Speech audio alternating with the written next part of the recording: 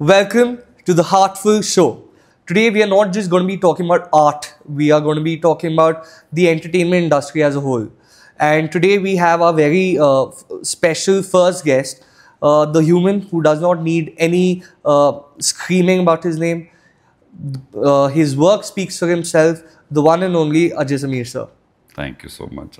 So Ajay Sameer sir has been associated with Anya for about, I think, 7-8 years now. A big fan of his work, and today we're going to be having an unfiltered conversation with Ajay Sameer sir, and उनकी journey के बारे में पूछेंगे, how his life has been, how his struggle has been over the years. Thank you sir, thank you so much for coming.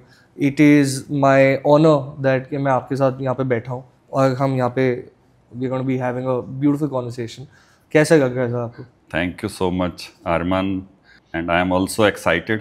तुम्हारे साथ बड़ी conversation हमारी हुई है 7-8 सालों में, और एक दूसरे को समझने का बड़ा मौका मिला है काम के साथ साथ. It is I can't even say it out loud as much as I want to कि I'm so thankful कि आप यहाँ पे हो, and it's actually an honor. But आपने अभी कहा कि 7-8 साल, मैं actually जानना चाहता हूँ कि I think when you first met my dad, he is the guy who was sitting at Anya, कि क्या मुलाकात क्या हुई थी, कैसे मिले थे? मुझे तो ये भी नहीं पता आज तक. हाँ, फादर से मुलाकात हुई थी. अब अरमान उनके बेटे हैं, बड़े लायक बेटे हैं उनके.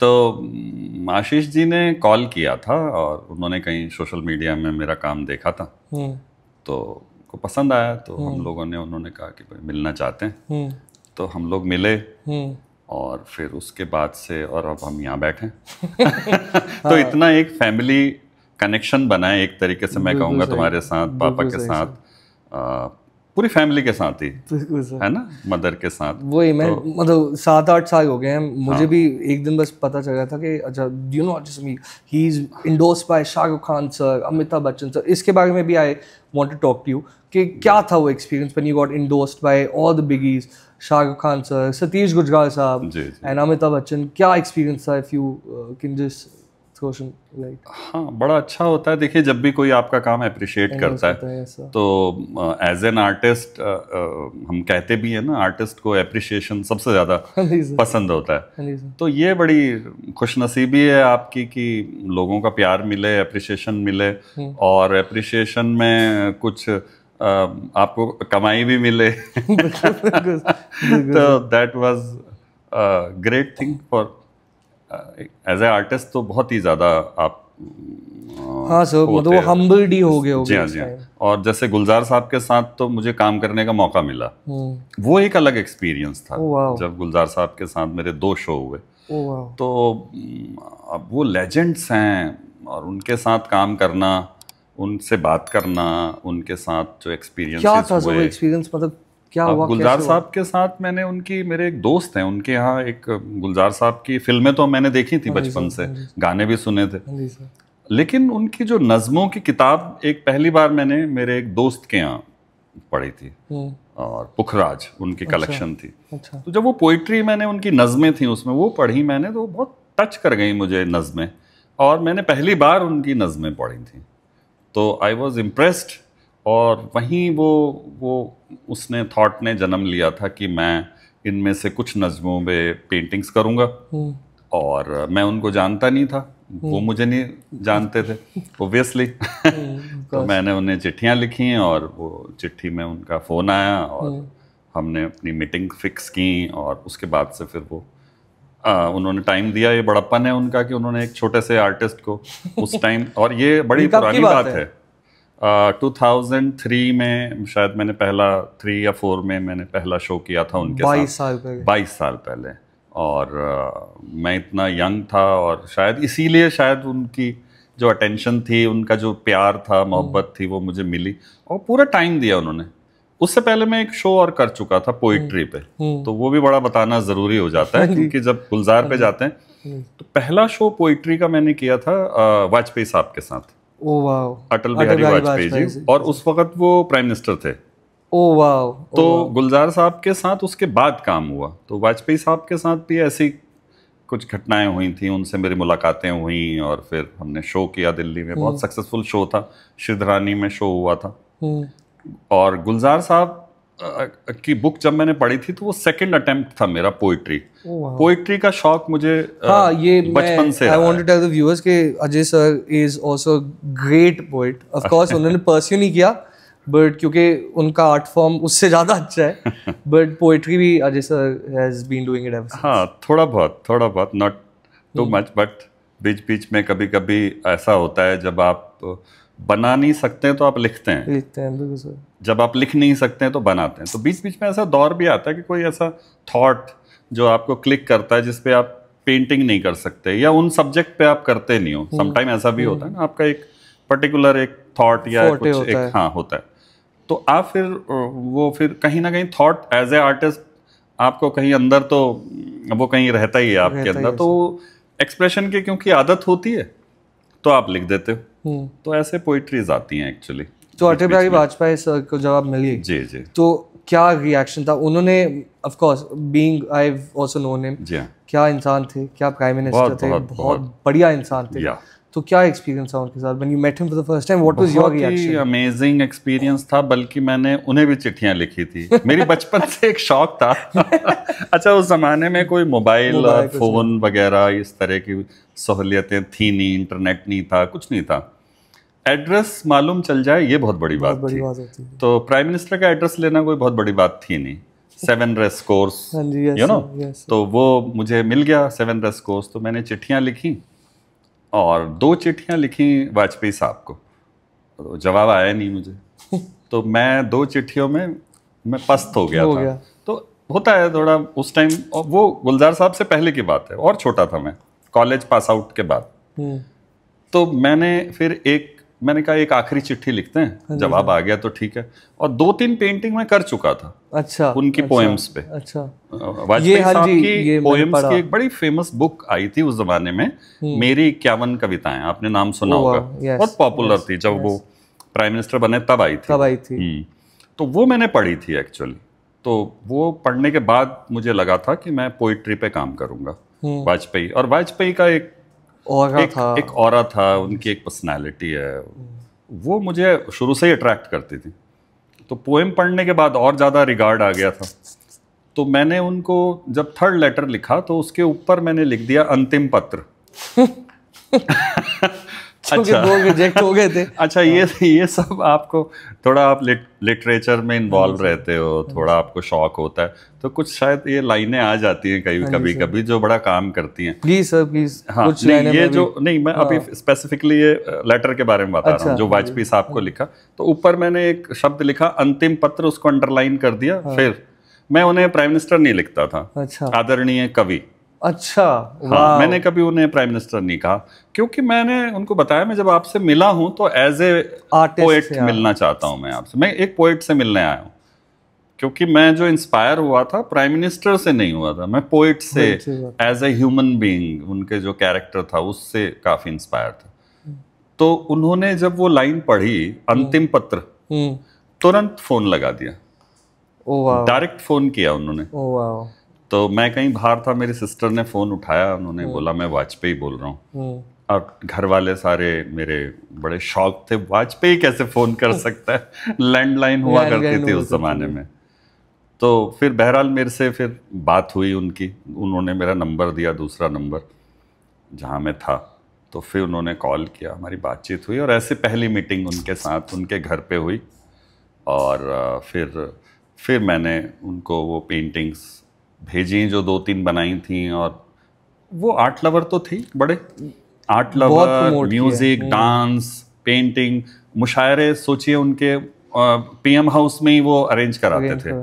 तो उनका शौक आर्ट में बहुत था। और एक दफ़ा उन्होंने मुझे कहा भी कि यार तुम लोग तो क्या बढ़िया काम करते हो, सारा दिन आर्ट में घुसे रहते हो, मैं यहाँ फंसा हुआ हूँ मेरा मन करता है। उनका एक फेमस डायलॉग भी है ना, वो मेरा मन करता है कि मैं ये सब छोड़ छाड़ के और सिर्फ पोइट्रीज करूं, कवि सम्मेलनों में जाऊं। तो ऐसा उनके अंदर एक छटपटाहट तो दिखती थी। लेकिन वो कहते हैं मुझे लेकिन आदत पड़ी हुई है पॉलिटिक्स की आदत पड़ी हुई है। तो बट बड़े अच्छे, जितनी मेरी मुलाकातें हुई उनसे बहुत अमेजिंग थी। फिर उन्होंने मेरी फैमिली को जब मेरे शो के बाद आफ्टर द शो एक पेंटिंग खरीदी। अच्छा। और काफी अच्छी महंगी पेंटिंग खरीदी उन्होंने, उनके पास कलेक्शन में थी।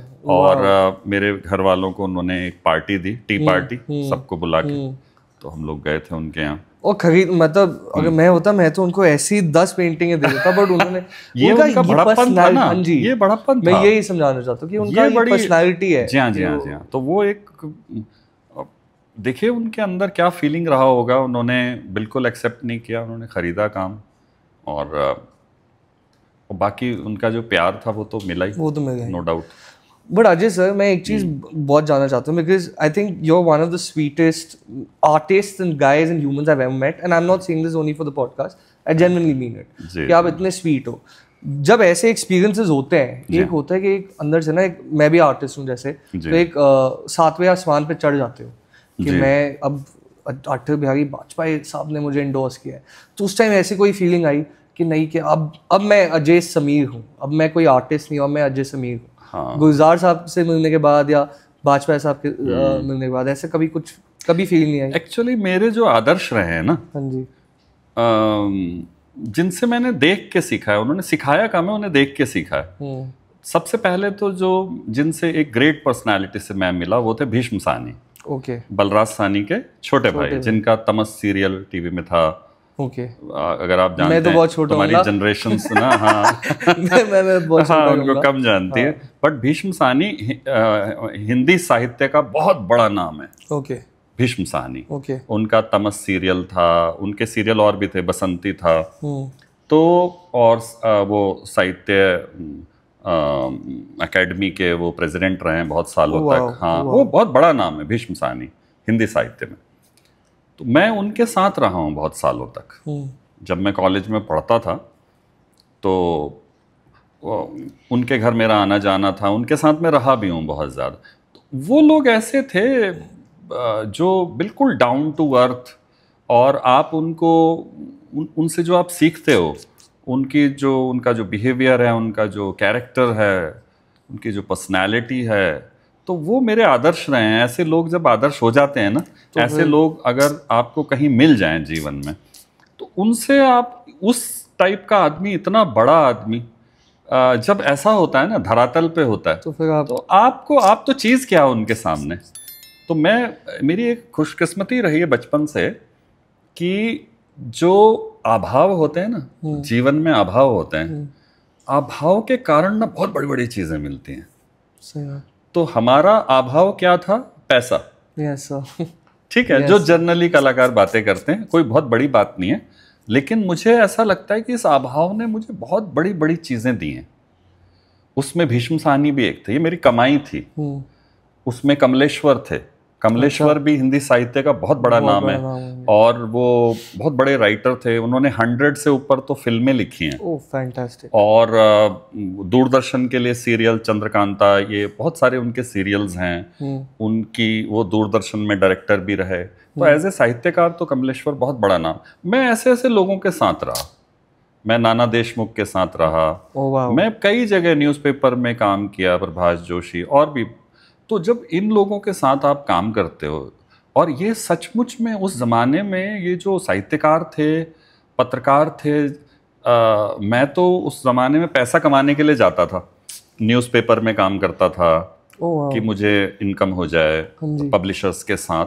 तो वहाँ मुझे इतने बड़े दिग्गज मिले, और उन सब लोगों ने मुझे इतना प्यार दिया पर्सनल।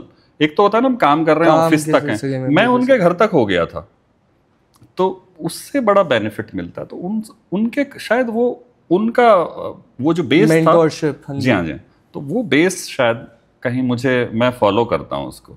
नहीं सर, बिकॉज वही मैं तो आपको I think it's 8 years that I know you, but आज तक जैसे मैं बहुत आर्टिस्टों के साथ हम गैलरी में काम करते हैं, बहुत लोगों की पर्सनैलिटीज अलग है, बट आज तक आपके साथ ऐसे कभी नहीं हुआ कि मैंने फ़ोन किया है, आपने उठाया ना हो और आपने ये बेटा करके मुझसे बात ना की हो। So I think this is it talks about your personality. I am being very honest about this. But sir, आपने इतने मेंटोर्स के साथ, मतलब when you as you grew up, how did art come into the, because जैसे मैं भी आज की जनरेशन का हूँ, जैसे आप कहते हो, हमारे पेरेंट्स हमेशा बोलते हैं कि pursuing an art form is the most difficult job on the planet, मैं म्यूजिशियन हूँ। मेरे हद तक भी, मेरे घर में भी एक हद तक मुझे म्यूजिक परस्यू करने दिया। उसके बाद ये बोला कि बेटा वहाँ पे जाओ जहाँ पे स्टेबिलिटी है। आपका वो जर्नी कैसी हुई? मतलब आपके पेरेंट्स ने आपको कभी नहीं बोला कि अजय मतलब पेंटिंग, चित्रकारी, कौन क्या पैसा कमाएगा? ऐसे कभी कोई इंसिडेंट हुआ है? नहीं, ये तो बचपन से ही था। सबके बचपन से था। बस ये था कि हमारे घर में ऐसा कुछ नहीं था कि जो पका पकाया ऐसा कुछ था और आप वहाँ जाएंगे तो आपको जाते ही शायद कोई चेयर मिल जाए। तो ऐसा कुछ नहीं था। बट हमारे यहाँ एक बड़ी अच्छी चीज़ थी, मेरे जो कजन्स थे और हम 6 भाई बहन हैं, तो मेरी एक बड़ी बहन है, मुझसे एक बड़ी बहन है, ये सारे टॉपर थे। हर फैमिली में यही होता है। ये सारे टॉपर थे और सब मेडिकल में जा रहे थे। Oh wow. जी हाँ। और हमारी जो फैमिली थी वो फाइनेंशियली बहुत ही, आप नीचे कर लीजिए कि वो MBBS नहीं करा पा रही थी उनको, और मतलब उस तरह का मतलब फाइनेंशियली बहुत वो था। बट फिर भी वो मेडिकल में ही कुछ ना कुछ कर रहे थे। कोई डॉक्टर भी हैं, कुछ मेडिकल से रिलेटेड कुछ पढ़ाई कर रहे थे, कुछ अच्छा पढ़ रहे थे।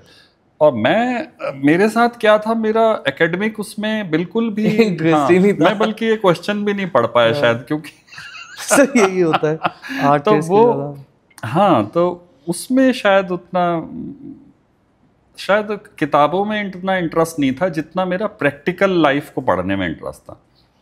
मतलब मुझे याद है बचपन से अगर मैं गांव भी जाता था तो मुझे याद है मैं या तो पोइट्री लिखता रहता था या फिर गांव के लैंडस्केप्स। तो मतलब अभी मुझे लगता है, मैं फ्लैशबैक में जाता हूँ तो मुझे लगता है यार वो छोटे से बच्चे थे हम, 12-13 साल के, मैं ड्राइंग बना रहा हूँ, बाकी सब खेल रहे हैं। मतलब अगर मैं देखता हूँ खुद को तो कई बार खुद के लिए भी अच्छा लगता है लाइफ में। Of course, I mean today when you look at Ajay Sameer तो of course आपको मतलब thank you for pursuing art, but उस टाइम of course एक ये इंसिडेंट वो रहता था कि आप पढ़ाई करें जैसे दूसरे आपके जो भाई बहन हैं वो पढ़ रहे हैं, तुम क्या करोगे?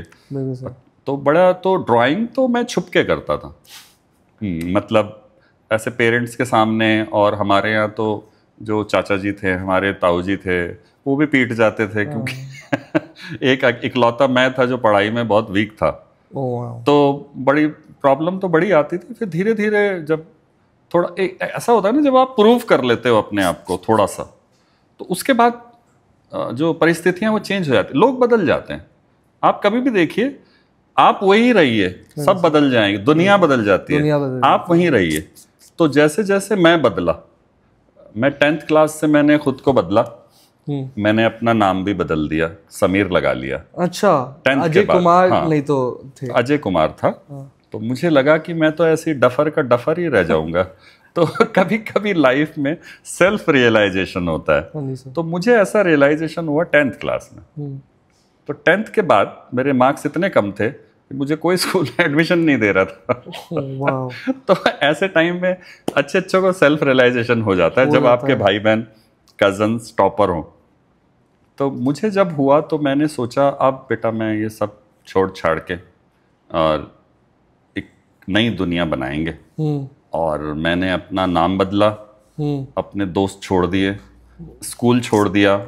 उस जमाने में ये था, घर वालों को हम कुछ बताते नहीं थे, टीसी खुद ही निकलवा लेते थे। अच्छा। अब टीसी तो निकलवा ली, कोई एडमिशन दे नहीं रहा।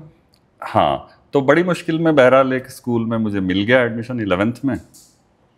और फिर मैंने, तब तक मुझे एक चीज़ पता चली कि तुम्हें थोड़ा बहुत आर्ट आती है तो इसमें कुछ करेंगे। तो मैंने देखा कि जब मैं उसमें गया आर्ट में, थोड़े सरकमस्टेंस ऐसे हुए कि कुछ आर्ट में मैं गया बाल भवन के थ्रू, और वहाँ लोगों ने मुझे अप्रिशिएट किया, टीचर्स ने, बच्चों ने, तो मैं वहाँ हीरो हो गया बाल भवन में। तो पहली बार मुझे लगा कि यार तुम भी कोई चीज़ हो, तुम्हें भी अप्रिशिएशन मिल सकता है। फिर मैंने कॉम्पिटिशन्स अटेंड किए, वहाँ टीचर्स ने मुझे कहा तुम आर्ट कॉम्पिटिशन्स में जाओ, जहाँ मैं जाऊँ वहाँ फर्स्ट प्राइज़ मिल जाए। फर्स्ट प्राइज़ मिलता था। तो करते करते मिनिस्टर्स दे रहे हैं, अखबार में नाम आ रहा है, तो मेरे फादर तो बहुत प्राउड फील करने लगे, हमारे रिश्तेदार, हमारे सब